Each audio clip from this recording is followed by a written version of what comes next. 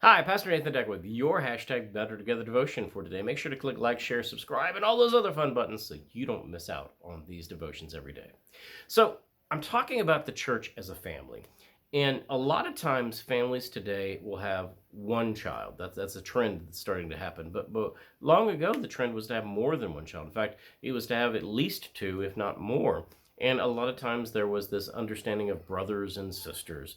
The church that I came to faith in as a teenager, that's what they actually called. They called their pastor brother so and so, and it was sister so and so and brother so and so. There was this acknowledgement that we were church family.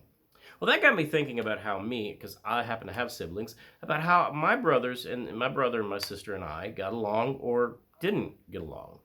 You see, when you have a brother or sister, it's a unique relationship because you will fight and fuss and you will do things to each other that really truly hurt. You will say, you know where the buttons are. You know where the button that says nuclear, don't touch this, and you push it anyway. That's what it means to be a sibling. That's what it means to be a brother or sister. But here's also what it means to be a brother or sister.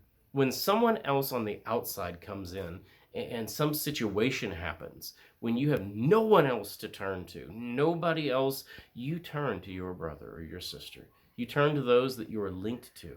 You turn to those who you grew up with, who, nobody else is allowed to treat them as horribly as you treat them because you're willing to stand up and defend them, kind of idea. We as a church oftentimes function in this way. We function as brothers and sisters.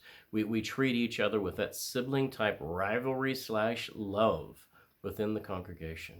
It would be good for us to acknowledge this and, as I've tried to do in my life as well, tried to take those broken relationships and strive to mend them. I think a lot of times siblings, especially today, as we move geographically farther away from each other and such, we lose some of those connections that we had as growing up. And it makes it harder for us to relate to each other. Give an extra ear to your brother or sister. Give extra time and patience to them. Yeah, you may not really care about what they're talking about, but they care, and they care that you are listening and that you are taking the time to hear them. Take time to be someone who, in the faith and in the church, acknowledges that you may disagree with your brother or sister, but even in spite of the disagreement, that you love them, accept them, that you call them beloved, and you call them to be a part of the love that's happening through the church. When we as the church act as a family, we need to treat each other as brothers and sisters in the faith, and we'll be better together.